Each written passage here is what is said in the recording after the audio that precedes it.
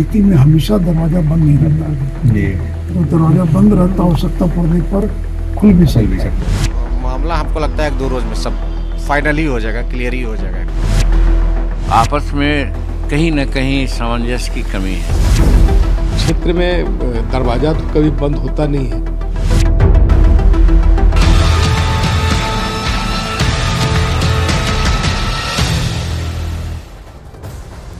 नमस्कार, आप देख रहे हैं देश का number 1 Hindi news channel news 18 India और मैं हूं आपके साथ अनुपमा झा। नमस्कार, मैं हूं प्रशांत जरहे और शुरुआत करते हैं इस वक्त आ रही सियासत से जुड़ी एक बेहद अहम और बड़ी खबर के साथ। खबर आ रही है बिहार से। दिल्ली में बिहार के नेताओं की एक बड़ी बैठक हुई है।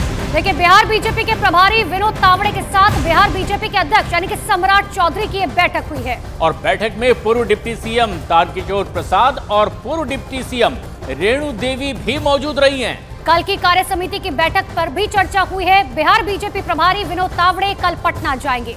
और ऐसे में जबकि सियासी उथल पुथल जबरदस्त बिहार में मची हुई है और इस बीच ये बैठकों का दौर और बीजेपी के बिहार प्रभारी विनोद तावड़े के साथ ये बैठक बेहद अहम मानी जा रही है। और जिस तरह के संकेत मिल रहे हैं, क्या बहुत जल्द बिहार में एक नई सरकार बनने वाली है और अब की बार बिहार में क्या एनडीए सरकार, और संकेत कुछ ऐसे ही मिल रहे हैं। तो दिल्ली से लेकर पटना तक लगातार बैठकों का दौर जारी है। एक तरफ नीतीश कुमार तमाम बैठकें कर रहे हैं, दूसरी तरफ तेजस्वी यादव की तरफ से बैठकें की जा रही है। लेकिन इन सब के बीच में राजधानी दिल्ली के अंदर बिहार बीजेपी के जो नेता हैं उनकी तरफ से बैठक की गई है। और नीतीश से अलग हुए आरएलजेडी के भी उपेंद्र कुशवाहा ने नीतीश को लेकर के एक बहुत बड़ी बात कह दी है। उपेंद्र कुशवाहा का बयान आपको सुनाते हैं, सुनिए। इस वक्त हमारे साथ मौजूद है आरएलजेडी के राष्ट्रीय अध्यक्ष उपेंद्र कुशवाहा। उपेंद्र जी, एक समय मुझे याद है कि आज से 1-2 महीना पहले आपने कहा था, जब नीतीश जी को लेकर चर्चा हो रही थी, तो आपने कहा था कि अगर वो यहाँ इधर एनडीए की तरफ आना चाहें तो उनके लिए मैं पैरवी करूँगा। अब तो खबरें आ रही है कि नीतीश कुमार एनडीए के साथ आ रहे हैं। देखिए, नीतीश कुमार जी आ रहे हैं, इस बात की चर्चा तो है ही। और मुझको लगता है कि चर्चा के पीछे जो कारण है उसमें एक तो नीतीश कुमार जी की बेचैनी वहाँ रह करके, परेशानी उनकी। लेकिन जो कुछ भी परेशानी है, यह तो हमने पहले ही उनको कहा था कि नीतीश जी, आप जो स्टेप ले रहे हैं उस वक्त मत लीजिए, इससे आपका नुकसान होगा। तो आज तो दिख रहा है, जो कुछ हमने कहा था सारी बातें आज सच हो रही है।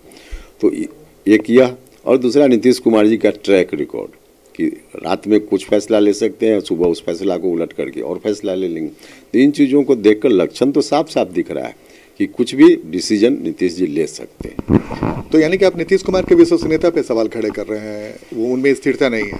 देखिए, बिहार की जनता कह रही है ना, और जिसके साथ नीतीश जी हैं, दल बदलने के कारण क्या वर्ड उनके बारे में संज्ञा उन लोगों ने दी थी, आरजेडी के लोगों ने दी थी। हम उस शब्द को बोलते भी नहीं हैं, लेकिन आरजेडी के लोगों ने ही वह शब्द उनके लिए गढ़ा था और फिर उसके बाद भी आरजेडी के साथ चले गए। तो खुद नीतीश कुमार जी चले गए।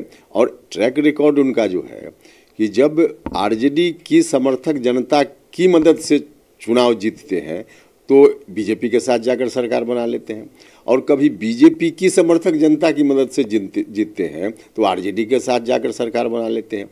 तो इस कारण से विश्वसनीयता तो उनकी घटी ही है।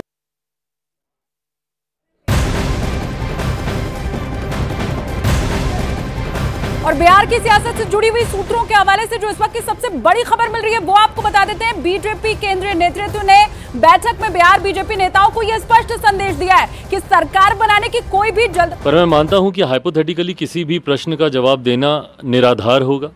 ऐसे में मुझे लगता है सही समय का सबको इंतजार करना चाहिए। एक बार परिस्थिति स्पष्ट होती है, एक क्लैरिटी आती है गठबंधनों को लेकर, नई पुरानी सरकारों को लेकर, मुझे लगता है उसके बाद ही लोक जनशक्ति पार्टी रामविलास अपना रुख स्पष्ट करेगी। लेकिन बीजेपी के एक जो लीडर है ज्ञानेंद्र सिंह, उन्होंने कहा है कि चेंज सर्टेन है और इस matter of short time now. और जिस तरीके से कल पार्टी ने डिसीजन लिया है इस पर, और Nitish ji already also ready, ये भी कह रहे हैं कि नीतीश जी भी तैयार हैं। बीजेपी के लीडर पीएम जो है वो भी नीतीश जी को पसंद करते हैं। और एनडीए 40 सीट बिहार में अगर जीतती है, नीतीश अगर ज्वाइन करते, इस तरीके की बातें जो बीजेपी की तरफ से सामने से निकल कर आ रही है, तो क्या माना जाए? क्या मुझे नहीं पता कि ये भारतीय जनता पार्टी का अधिकृत बयान है कि नहीं, बट हैविंग सेड दैट मैं इतना ज़रूर मानूंगा कि मौजूदा परिस्थिति में भी बिहार में एनडीए इतना मजबूत है कि 40 की 40 सीटें हम लोग बिहार में जीत सकते हैं। ऐसे में मुझे नहीं पता कि नीतीश कुमार जी एनडीए का हिस्सा बनते हैं या वो महागठबंधन में ही रहते हैं। जैसा मैंने कहा कि परिस्थितियों पे नज़र है और एक बार पूरी क्लैरिटी आ जाए उसके बाद ही लोक जनशक्ति पार्टी। और बड़ी खबर इस वक्त की जो मिल रही है सूत्रों के हवाले से, ये अहम खबर आपको हम बता रहे हैं। अभी कोई जल्दबाजी सरकार बनाने में नहीं करनी है, ये बीजेपी की तरफ से कह दिया गया है। जो बीजेपी का केंद्रीय नेतृत्व है वो ये कह रहा है कोई जल्दबाजी की जरूरत नहीं है। बिहार के जो नेता हैं उन्हें स्पष्ट ये बात कह दी गई है और सरकार बनाने की कोई जल्दबाजी नहीं होनी चाहिए। और वो इसलिए भी क्योंकि मौजूदा हालात में जो स्थिति पैदा हुई है वो जेडीयू की ही वजह से हुई है और इसीलिए अभी बीजेपी का केंद्रीय नेतृत्व ये मानकर चल रहा है कि किसी भी तरह की कोई जल्दबाजी नहीं होनी चाहिए। और इससे रुख एक तरह से ये भी स्पष्ट किया जा रहा है कि जो विन विन सिचुएशन है वो अगर फिर से बीजेपी और नीतीश कुमार की सरकार बने तो वो विन विन सिचुएशन इसमें बीजेपी की रहे। तमाम जो बड़े पद है उसके पास है और ये सारी चीजें तभी हो सकती हैं जब बीजेपी स्थिर होकर बैठकर नीतीश कुमार से डील कर पाए। और ऐसी स्थिति में जो मीटिंग हुई थी दिल्ली के अंदर उसमें बिहार बीजेपी को केंद्रीय नेतृत्व की तरफ से यह स्पष्ट कह दिया गया कि अभी कोई जल्दबाजी करने की जरूरत नहीं है। जो मौजूदा संकट खड़ा हुआ है बिहार के अंदर वो तो जेडीयू के ही चलते हुए है। चंद्रमोहन का एक बार फिर से हम रुख कर लेते हैं। चंद्रमोहन, तो इस बार जो ऑफर है वो नीतीश कुमार की तरफ से बीजेपी के पास जाएगा, सीधी बात, और उसको पूरी तरह से टटोलने के बाद, या हम ये भी कह सकते हैं कि अपने पाले में ज्यादा चीजें रखने के बाद ही बीजेपी नीतीश के साथ जाएगी।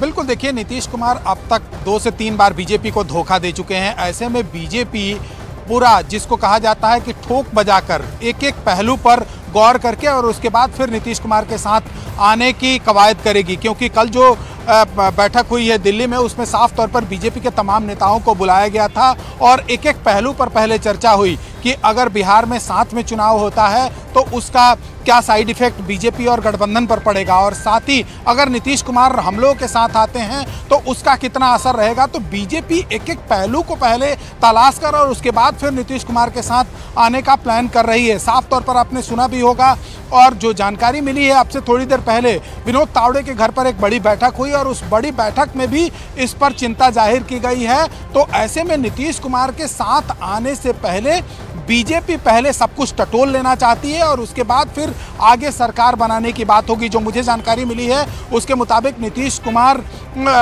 कभी भी इस्तीफा देकर और उसके बाद फिर बीजेपी के साथ सरकार में आ सकते हैं। लेकिन उससे पहले एक तस्वीर आपको दिखाने की कोशिश करेंगे।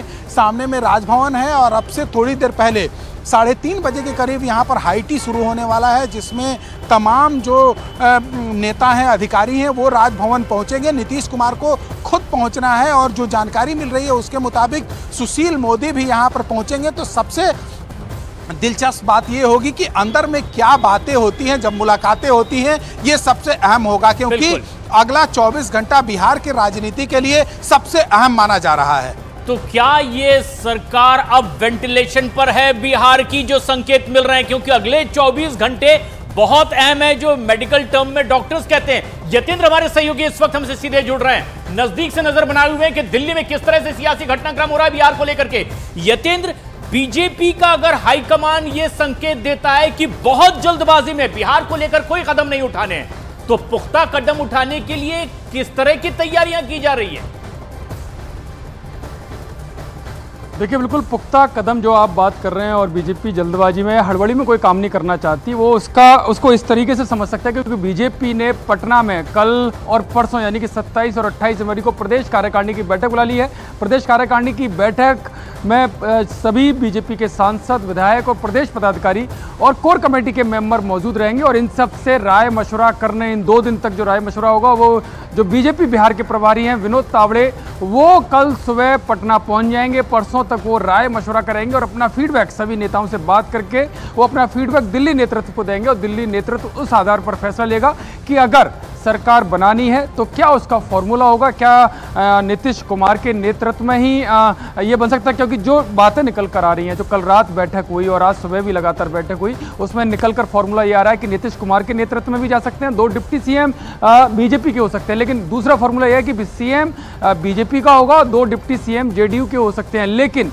आगे इन फ्यूचर जो कह सकते हैं कि जो अब आगे के हिसाब से कोई बीजेपी की अगर आप रणनीति देखेंगे, खासकर बीजेपी अध्यक्ष नड्डा, गृह मंत्री अमित शाह और प्रधानमंत्री नरेंद्र मोदी की, तो वो वर्तमान के साथ साथ पार्टी की ताकत भविष्य में वे भी आगे बढ़े, वो उसमें ज़्यादा मजबूती आए, उस पर ज़्यादा फोकस करते हैं। और जो 3 प्रदेशों के जो भी अब चुनाव हुए, 5 राज्यों में 3 प्रदेशों में जो नए मुख्यमंत्री बनाए, वो भी उसी रणनीति का नतीजा था। तो रणनीति ये भी है कि अगर यहाँ पर ये दोनों फार्मूले होते हैं तो क्या यहाँ पर भी नए चेहरों को मौका दिया जाएगा? क्योंकि माना यही जा रहा है कि वहाँ पर भी इस तरह का फॉर्मूला तैयार किया जा सकता है और सभी पुराने नेताओं को दरकिनार करके एक नया नेतृत्व बीजेपी बिहार में दे सकती है, चाहे वो 2 डिप्टी सीएम का मामला हो या सीएम का मामला हो। जो भी फॉर्मूले पर जेडीयू के साथ बात बनती है, क्योंकि अभी भी बीजेपी फीडबैक लेगी तब जाकर फॉर्मूलों पर बात होगी। अभी फॉर्मूलों पर कोई भी बातचीत नहीं हुई है, सारे ऑप्शन खुले हुए हैं। क्योंकि कल की अगर आप बैठक देखेंगे तो कल की बैठक जो गृह मंत्री अमित शाह के यहाँ हुई, उसमें दोनों डिप्टी सीएम जो बीजेपी के रहे थे उस समय के तत्कालीन,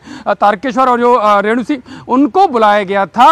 तो क्या संकेत है कि उनको रिपीट किया जा सकता है? ये भी एक संकेत है कि दोनों डिप्टी सीएम को बुलाकर बुलाया गया। तो आप समझ सकते हैं कि बीजेपी बहुत ही आराम से, धैर्य के साथ वो सारा फीडबैक लेगी, तब जाकर फैसला लिया जाएगा। जी।